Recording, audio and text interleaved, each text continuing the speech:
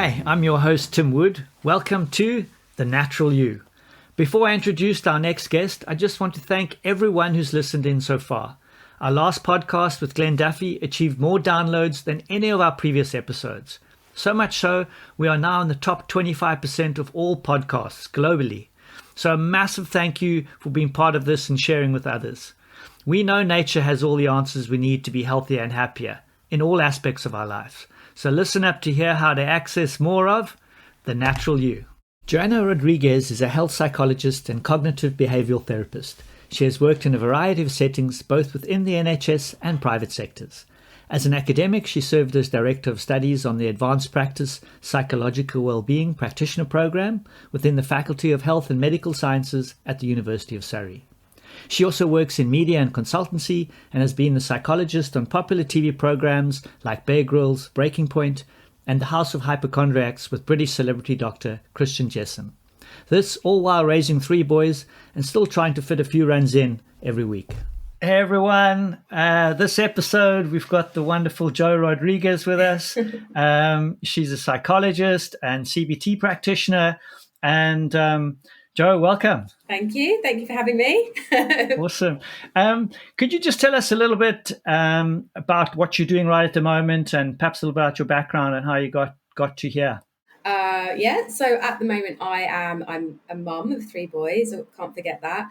I'm a health psychologist and a CBT therapist. So at the moment I work across 3 clinics and I work at home as well doing, the remote stuff that we all got into doing over lockdown. So I see people face to face for usually to do with stress and anxiety or depression or trauma, providing therapy for that. That's kind of the bulk of my work at the moment. And then I have interests sort of outside of that where I'm, Instagram, where I'm sort of trying to use that platform to get the message out to reach more people, because it's like there's a demand that I feel that just is not being met. So, well, I just tell the listeners that Jo has this wonderful Instagram segment which is called "Fuck It Fridays," where she just tells it how it is, and I just encourage everyone just to get on Instagram, look at that. It's once a week, and she just tells it how it is, and it's so refreshing to hear someone just kind of say it how it is and free us up from so many of these expectations and things that are happening. So I'm going to plug that. I'm not going to plug that at the end. We're going to plug it right now. Thank you. Fuck It Fridays. Go do it. Yeah. Okay, you can stop the podcast now. Yeah, we're done. That's it. Okay. Oh, and so you touched on something we were just talking about before we started, which is really anxiety, stress, and how those things seem to be very normal at the moment. And for some people, stress would be just a normal part of my life. Yeah. And how do you differentiate normal from natural? Because I don't see that. Yes, maybe there's a time for stress, and it's a good thing, and sometimes and appropriate. But when does that become unnatural or not a good thing? Well, I mean, for the people that I see, it's when it starts to have a significant impact. Stress, the body is designed to feel stress, but we're not designed to constantly be in a state of stress and constantly be in a state of anxiety. And I think we've gotten used to very high levels to being able to tolerate high levels of it, but it's actually it's not a natural state to be in. The body actually doesn't like being in that state all the time, and often we're in that state as a result of thought processes and things related to things that have happened rather than our actual in the moment environment, or that could be to do with actual in the moment environment, because there's a lot going on right now that is creating a lot of stress for people. So I tend to see people when it starts to have a significant impact on their ability to function. So it starts to get in the way of them being able to think clearly at work. It's affecting family and relationships. It's affecting physical health, immune systems. Bodies are breaking down because we're not able to tolerate the amount of stress that we are constantly in, the levels of stress that we're constantly under. And what do you think are the key? What are you seeing as the repetitive themes in your clients in terms of the common causes of this, or obviously external things, but and then perhaps you could tease out some internal things as well. Well, I think, most stress is caused or triggered by external events or like a perception of threat. So it's our mind perceiving threat. So the how we differentiate humans from animals is, we have a threat, we respond to that. Our natural anxious stress response is a survival mechanism. But in humans, where our system kind of faults, if you like, is then we can keep reliving that in our head. So events create stress through our perceptions, through our thoughts, through our memories. So remembering things in the past or worrying about things in the future. So even if we're not in a state of stress in a moment, or media, looking at the news, for example, seeing things that are happening in other countries, hearing about crises, every single crisis possible is going on at the moment, constantly hearing about that is putting us in a state of stress. So even if we're not in danger in that moment, our body responds as if we are, because it's interpreting it as having an effect on us. Yeah, yeah. So it's the thinking process around the environmental factors that is keeping us locked in this state of constant stress. And you think the media has a key role to play there? Massive. I cannot stand the media at the moment. That's a whole issue in itself. I think it's the media at the moment is fueling a lot of our stress and fueling this state of being and splitting communities and splitting people. It's dividing us. It's not bringing us together. It's producing hate. It's producing fear. And all of these things, we are responding to that. Yeah, I mean, I feel very much the same way. And I was just talking to our friend on the last podcast, Glenn, about that division and that separateness and how we fear that which we don't know and don't understand. And I think a lot of us, I mean, we just don't understand, and the media aren't helping us understand. No.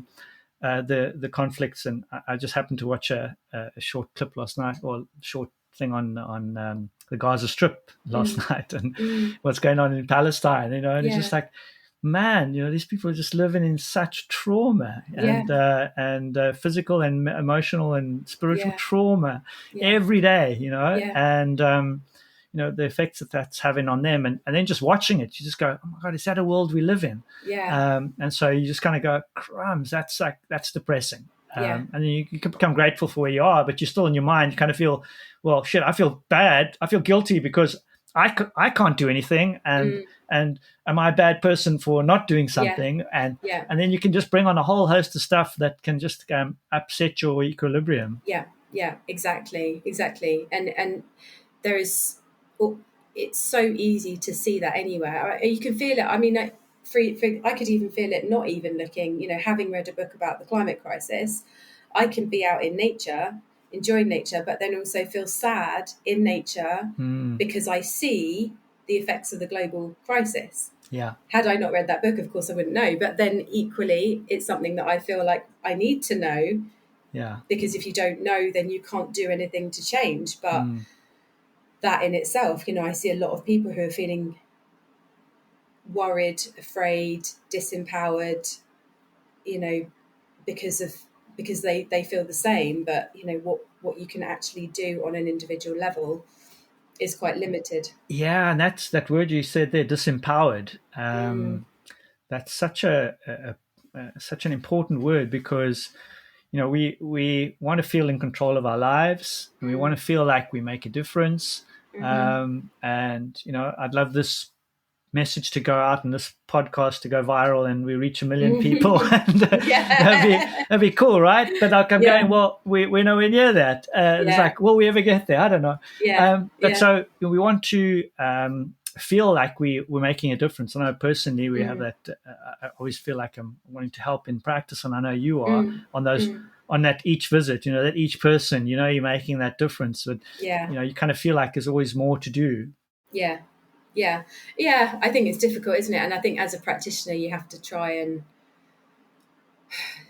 do to yourself what you do to your clients and work on the same things that you know, advise people to work on to keep you grounded. Otherwise, it can feel quite exhausting and you can get to a state of burnout trying to. Yeah, so we've got a lot of practitioners who are listening to this. Mm. So what tips could you give us, or perhaps maybe before we do that, perhaps we could just explore CBT. Mm-hmm. Tell us what that is and how you Mm-hmm. would use that with clients, and then Mm-hmm. so first of all, what it is. Second of all, how you use it with clients, and then thirdly, what kind of tips as practitioners might be beneficial. Okay. Well, cognitive behavioral therapy is an approach that looks at our thoughts, our behaviors, and what we do, and our emotions and our physical responses to situations. So, a situation happens that, for example, I don't know, you see something on the news, one person feels sad, one person feels angry. The reason that they have the different emotional reaction is because of how they process what they see, which is their thought process. Thought processes are based on our experiences growing up, the way that we were brought up to see the world and the experience that we've had that have shaped that perspective. So, cognitive behavioral therapy explores that, opens up how we think, tries to get into our subconscious to understand not just the surface level thoughts, but the beliefs that we hold as people, Mm-hmm. and how we can shift the thinking, but also shift the subconscious so that we can start to feel differently in response to situations, so that we can start to act differently, behave differently, so that we get a different emotional response and therefore different thoughts. So the beliefs we inherited, mostly, and inherited Mm-hmm. and experientially, lead to feelings, Mm-hmm. and then those feelings Mm-hmm. lead to behaviors. Is that the right order, or does Well, it? they kind of go backwards and forwards. So Okay, so it's not one goes to one goes to one. It's normally they have a dual effect. so So it's the interplay the whole time. yeah, exactly. So our beliefs are at the core of the way that we act and the thoughts that we have. And they develop, under the CBT model anyway, whatever therapeutic approach you have, it might, the language is different. Usually the kind of ideology is roughly the same. But in CBT therapy, the beliefs are at the core. And then on top of that, we develop rules for living, things that we should or shouldn't do in order to live in alignment with our beliefs. And then our thoughts are the kind of the surface level. So if you think about the tree, beliefs are the roots, the rules for living are the trunk, and then the thoughts are the leaves and the branches. And our feelings come off of our thoughts and our beliefs. And usually, if we live in accordance with our beliefs, as long as those beliefs aren't activated in a negative way, we feel okay. If something happens that affects the beliefs in a negative way, then we get difficult feelings and difficult physical symptoms as a response. Mm. And so people are coming to you because they just can't handle it anymore, and it's affecting all those areas of their lives we touched on earlier. Um, so perhaps let's take an example so we could explain. Let's say a mom's coming in and she's just overwhelmed with some symptoms and not able to function in either work or at home. And maybe you could think of a client and an experience and how you were able to help them.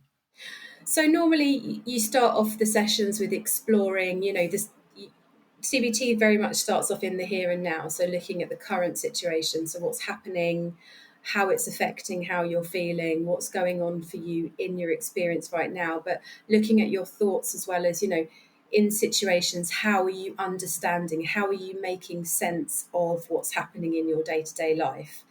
And then once you have that general understanding, on a very surface level, especially if somebody's coming in with stress and anxiety, often what I would do is just give have an understanding of what are you doing to cope, how are you managing on a day-to-day basis, what are you doing that's helping you, what are you doing that's not helping you, and then I would always try and expand on that. So if, again, helping someone to feel empowered a lot of the time people's anxiety is exacerbated because they feel totally out of control and can't do anything that seems to help. And they say, "Oh, I've tried this and I've tried that and it's not working." And then sometimes that can become part of the problem, because then that can solidify belief that I'm doomed or nothing's going to help me. So it's really trying to help a person problem solve, work out what they're doing that's helping, what's not helping, try and give someone tools. So if we're looking at stress and anxiety, for example, we might look at very basic things like breathing exercises or sort of calming techniques. So working out what's going through your mind in a situation. So understanding it, and often understanding it in itself is a helpful process, because then somebody's like, oh, okay, now I see. So for example, if I'm experiencing panic and then the thought is, oh my goodness, this situation is going to be awful, I'm never going to get better, it's trying to help a person understand, well, of course it will get better with XYZ, doing these things or shifting your perspective onto these things. And then within the therapeutic process, then you look at, well, what is it about the beliefs that you hold that are creating these thoughts, and what might be skewed? So, for example, underneath all of that, if a mum has a belief like, I'm not good enough, then that will often create thoughts that will then be like that will kind of focus in on that. So they will pay more attention to things that they don't do well. They will pay more attention to when things go wrong, not deliberately. Their brain is primed to see things that fit with that belief, but what then they don't see is all the evidence and examples of when that's not happening. But because a brain is hardwired to, our brain takes shortcuts. Our brains are quite lazy. Once we have a way of seeing something, we just keep seeing it the same way. So I see my job as trying to help someone see what they can't see. And as soon as you can see that, then that lends itself to give you a bit of leeway into, well, what about all these examples of when you've been a great mum? Or what about all these examples of, what about if there's perfectionist standards there, like we don't have to be, things don't have to be perfect. Life isn't like that. It's okay to, say fuck it and say it's okay to do things half-assed. I say that all the time. We don't have to put pressure on ourselves to live up to these idealistic standards that are often set by, a comparative mind, the media again, sort of a consumerist society where we think like we always have to have better and we always have to have more. Again, that's the bollocks. So it's really trying to explore that with people, help them see, and then through that help them start to behave differently, learn to do things differently so that they become comfortable in discomfort. And then that kind of teaches the body like, oh, okay, I don't have to be on threat response all the time. Obviously meditation is another thing that's amazing that I'm always trying to encourage people to do.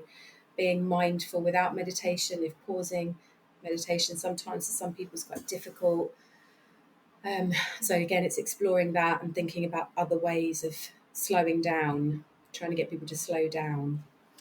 Yeah, it's that slowing down. The thing that you touched on that I just jotted down was how we prime towards the negative, and how and as soon as you think, oh, I made that mistake again, and then you're just looking for that. It's like, oh, there's so many yellow cars on the road, and then of Yeah, course you just see yellow that's cars what on you the can road. see. Yeah, Yeah. exactly. So it's maybe switching and say like, well, how many white cars can we see today? Oh my word, there's like freaking 20 times more white cars than yellow cars. Yeah, And exactly. so And as soon as what's you start to peel back that lens, then you're like, oh my goodness, I can see all of these things. But we don't know it without it being pointed out to us. We just run on autopilot all the time, carrying out, doing the same thing, following the same script, not really thinking. and not yeah and having someone like yourself to kind of just hold up a different lens and go, hey, have a look through this one, and they go, oh wow, that's a different Yeah, view. yeah. And Because I that's think I think sometimes people think like that CBT or therapy is like it's about changing your thoughts, making you think differently, or trying to get people to see the bright side, or which it's not. And actually, that's not what it's about at all. It's just about exactly what you said, just holding up another lens and saying, what are we not seeing in this situation? What other possibilities are there that we just haven't been able to see? yeah, what am I not seeing? What am I? Yeah. That's a lovely thing. I hang on to that. What am I not seeing in this moment? Um, Yeah. yes, I remember there's a saying true wisdom comes from the instantaneous recognition that every blessing holds a challenge and every challenge a Yeah. blessing, and if Yeah. and the truly wise will know it in an instant. And some of us, it might take a year to go and like, wow, that challenge really served me, or oh, well, that blessing didn't turn out such a blessing after all. Yeah. That might take a year, or it might take 5 months or 5 minutes, and I think the Yeah. more skilled we get at it, we can Yeah. assess those things through different lenses. And so you're really helping people, you showing them things through a new lens. Basically, yeah. So I see myself, I kind of, I feel like I'm just like I sometimes don't feel about like a therapist. I feel like I'm just doing a bit of detective work or like almost like I don't know, like a problem solver or just somebody that's just exploring.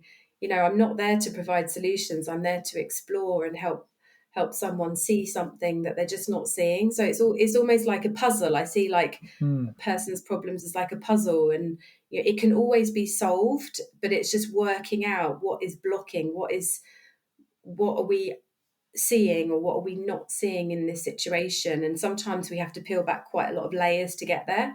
And that's hugely hopeful. Is always it's always solvable. That's Always. just that's Yeah. so it's just knowing that, and Mm. just knowing that we just have to just look and keep looking, and the pattern will emerge, and we'll be able to see where the chink in the chain is, or whatever it is, and that must be just hugely taking the load off for people, just to hear like this is solvable. And I I know, think so. I think that's part of it. That it's a relief that, oh, there's, it doesn't have to be this way, and there's something that I can do. I don't want people to be dependent on me at all. I want people to know and feel confident that it's about they can change how they feel. I just help them find that path. and that's one of the things I've always liked about CBT, is that it gives people tools, Yeah. um, to Yeah, it's say quite it's not just like, practical. oh, let's explore your childhood and find out where things are from. It's like, okay, that's great, and it helps you understand. But then it's like, okay, we're not going to dwell on that. That Yeah. happened. We're not going to dwell on that, because some therapies to me seem like they just spend so much time there and they get bogged down in the past, Yeah. and why I'm this and because of this, and Mm. that's it's useful to understand.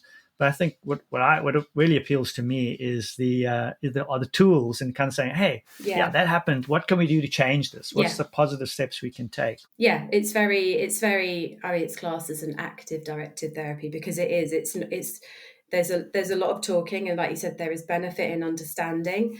And sometimes we do go back in the past. It's not all about the here and now, because sometimes we need to, particularly if if a person is very stuck or have had really traumatic experiences. Actually, the brain holds that person in a state of threat because they are trying to protect the person. The brain is trying to protect the person from that, whatever that event was, ever happening again. They're like, that was awful.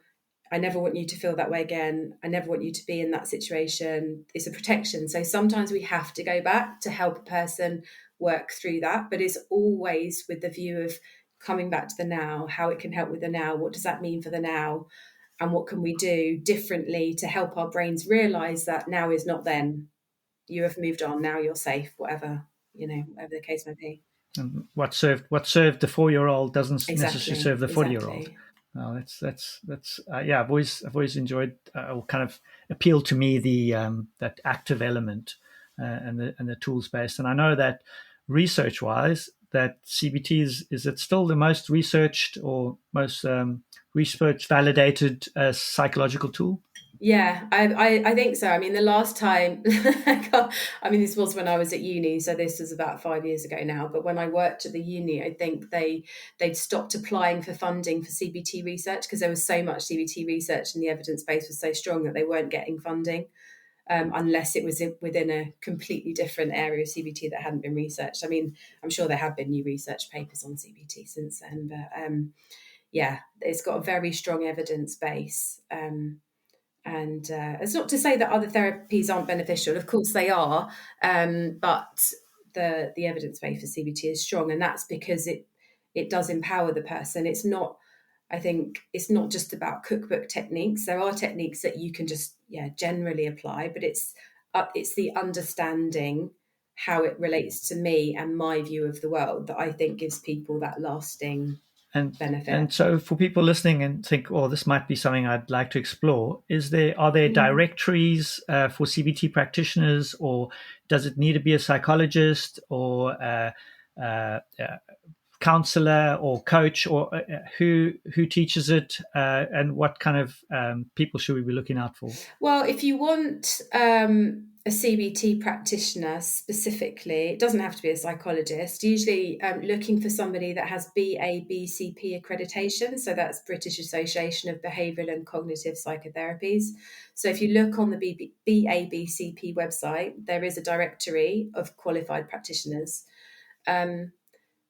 So to be registered by that website, you have to have undergone a core training of CBT. So that's not to say that other therapists, psychologists, counselling psychologists, some coaches have an element of CBT within their training. But it's just you have to have achieved a certain level of training with supervised practice doing CBT to be accredited by the BABCP. For the UK? Yeah. Okay. And there'll probably be links on there to international bodies as well. So. I'm sure. Yeah. Brilliant.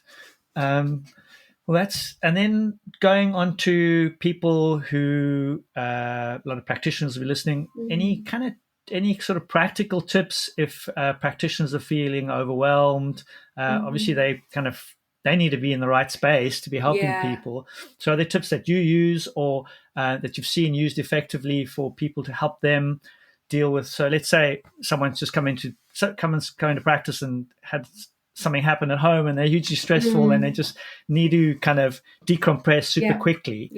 Is there a tool you could share with us?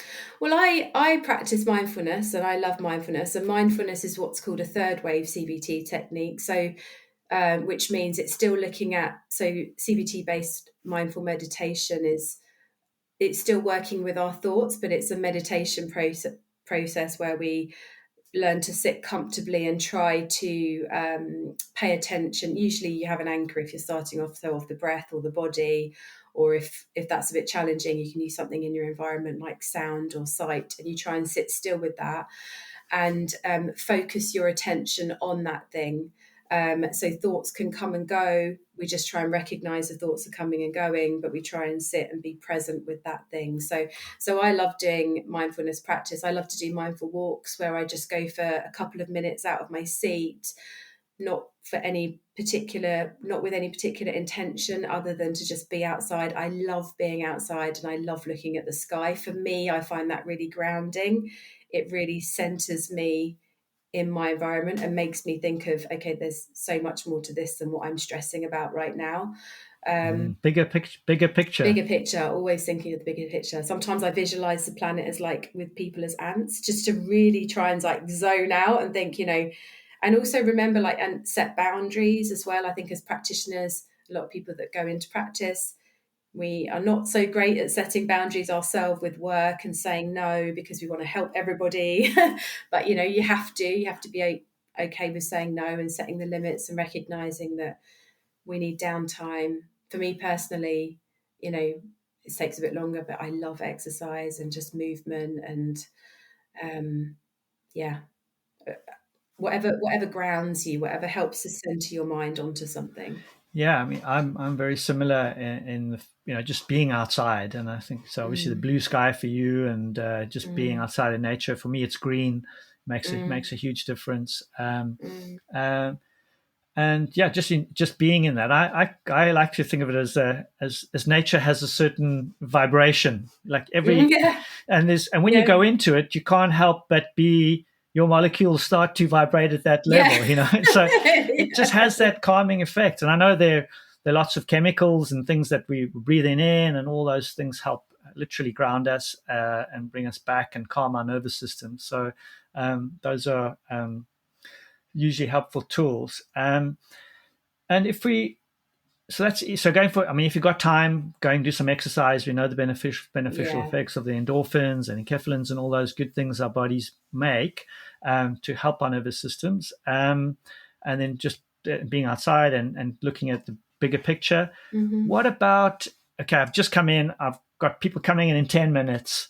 I'm a little bit stressed. I can feel it in my gut. My solar plexus is really tight. And maybe I can feel my chest restricting a little bit. What things would you give to me to help me kind of change state? I'd probably try and do some kind of breathing exercise so maybe a sitting one where actually you look at your posture, try and get your shoulders to relax, I'm doing that now. try and relax your jaw, think about any tension in your head, try and encourage the area to feel relaxed. And then I would probably say, take a small breath in, maybe of about count of 4, hold, and then a long breath out. Hold, and then in. So in for 4,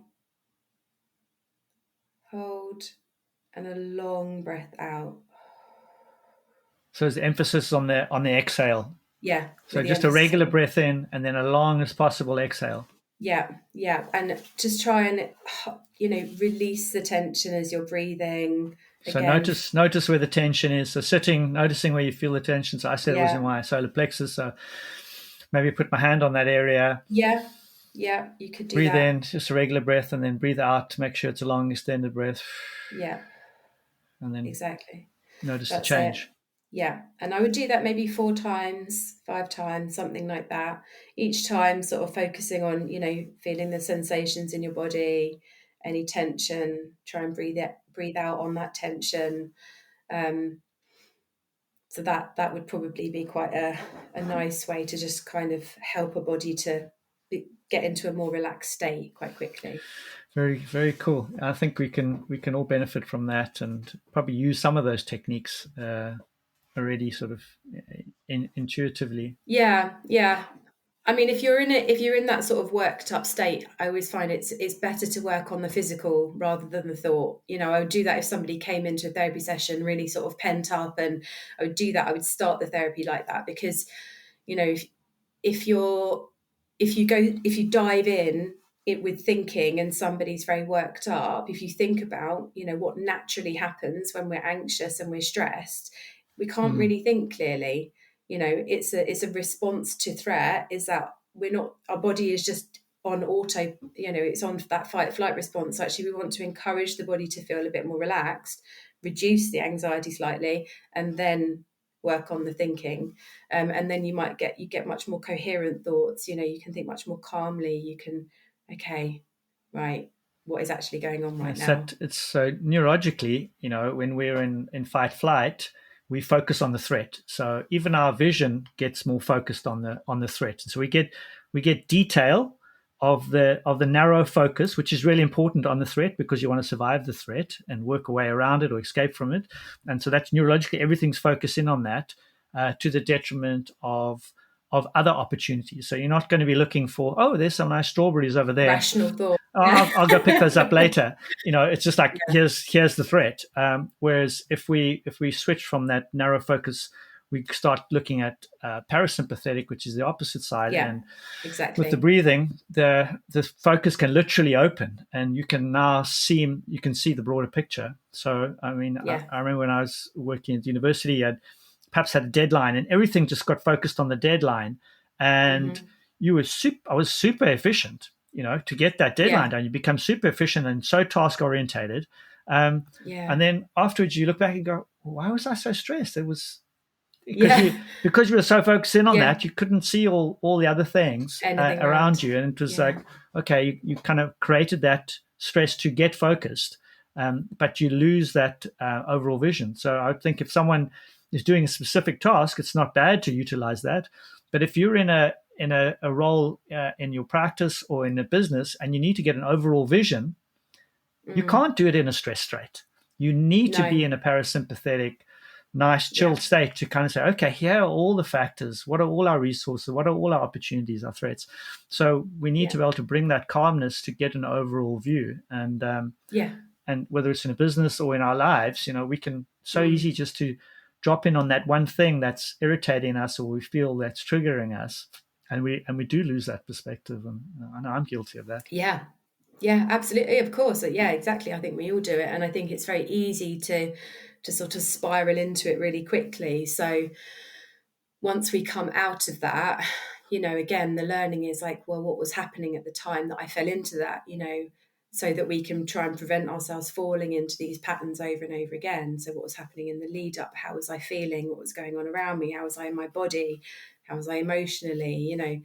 So, and the more we understand that, more and more, then we can try and prevent ourselves falling into those patterns. We can spot the signs earlier. So there's the lead up, then there's the start, then there's the spiral. So would I be correct in saying maybe we shouldn't be addressing the start, we should be addressing the lead up to the start?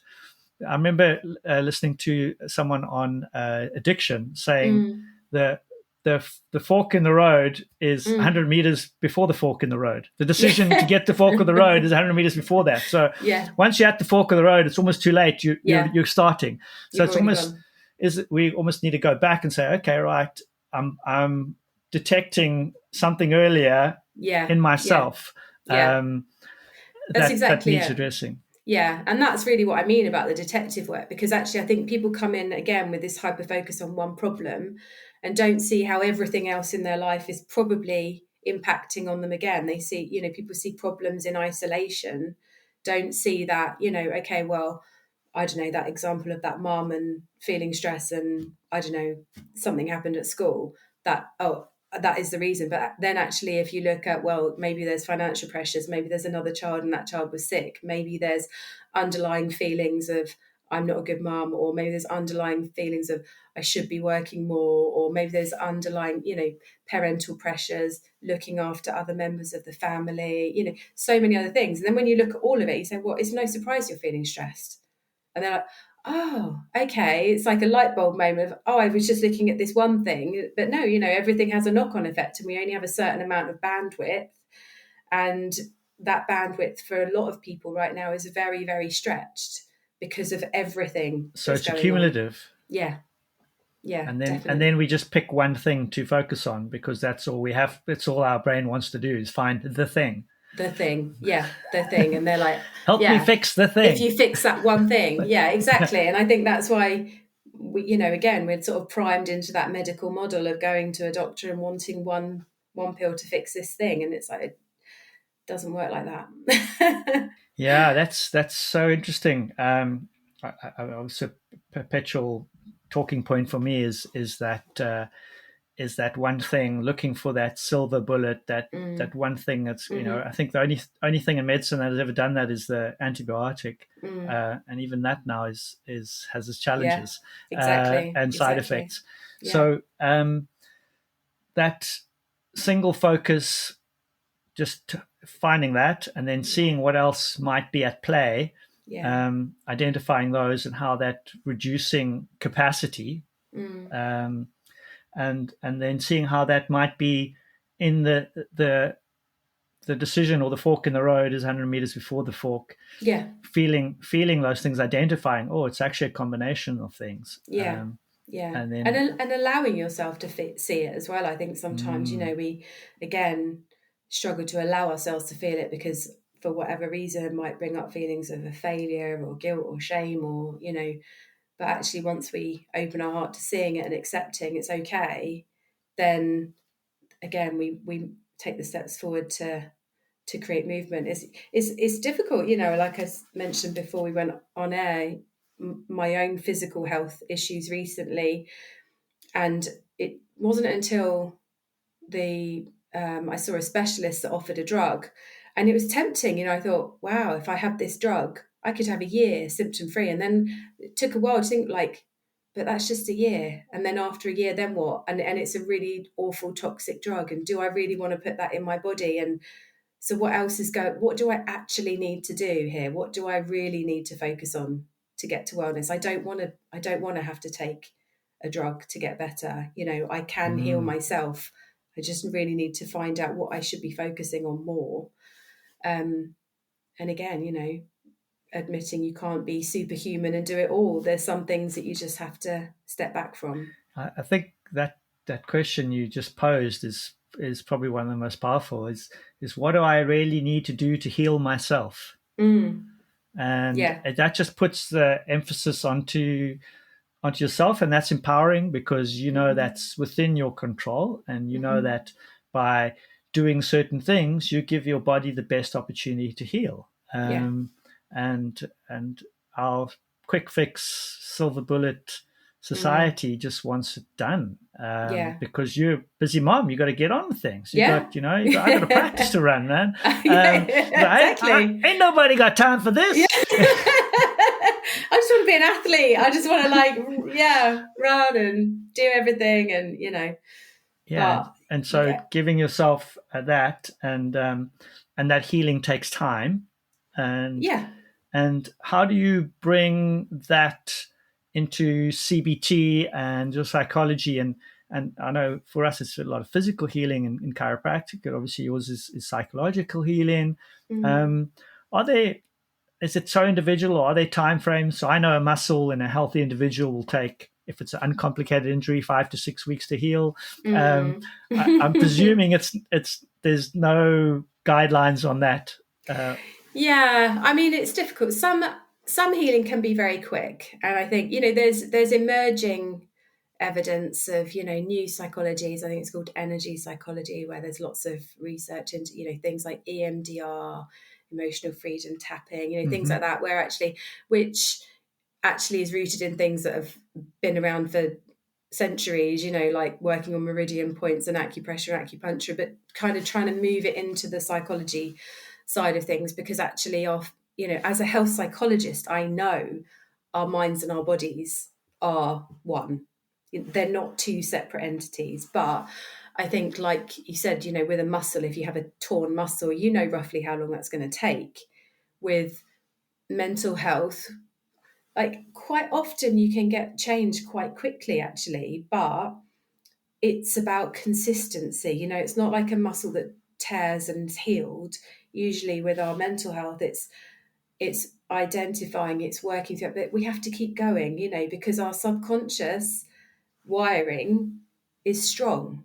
So if we don't keep practicing the new, our mind will try and default to the old.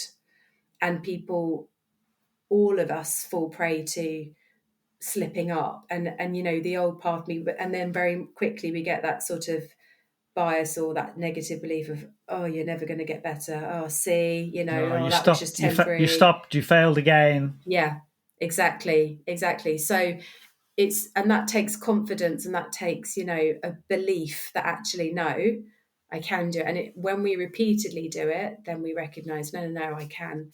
But for some people, it can be quite a short process. For others, it can be a bit longer. And consistency, I'm working on this a lot myself, is it doesn't mean that you're doing it all the time, because we're part of my kind of training and things I do now is actually build in times for when I'm not going to be able to do it, or I may have an injury, and so I go, okay, well, this is my next 12-week plan, and I'm going to factor in roughly 2 weeks of that where I'm not going to be on it, and so for me, I'm almost expecting, not that I'm wanting it, but planning in and building in is like, let's say someone wants to change their eating habit, and it's like, chances are you're going to lose it at some point.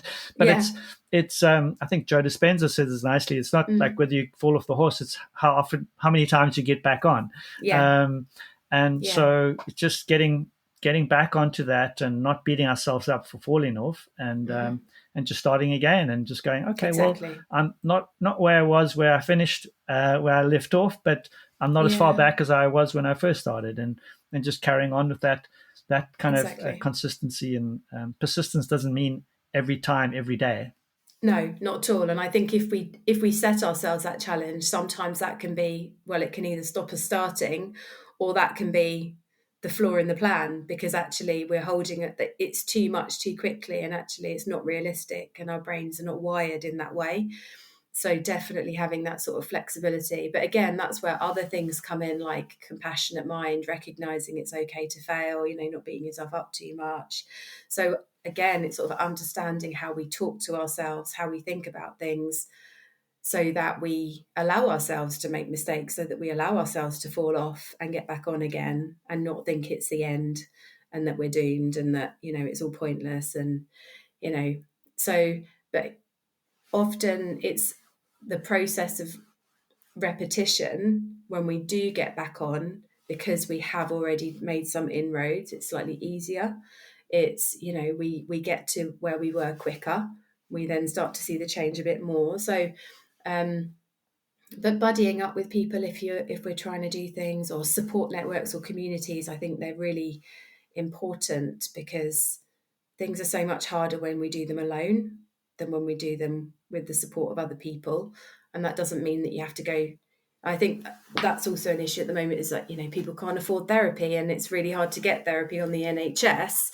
And then people are getting annoyed that, everyone's saying go to therapy, but I can't go to therapy because it costs money, or even private therapists are all booked up. And I understand the frustration, but, we can support each other. We can help each other without having, and that's why I think ideas. That's why, your initiative on Instagram, I think it's just that empowering and letting people know it's okay to have certain feelings, and to know the pressures and just acknowledge it for them. And so that's super. I think that's part of that community, and perhaps new communities forming around that, and not our traditional communities. I think we need to look to those too for support.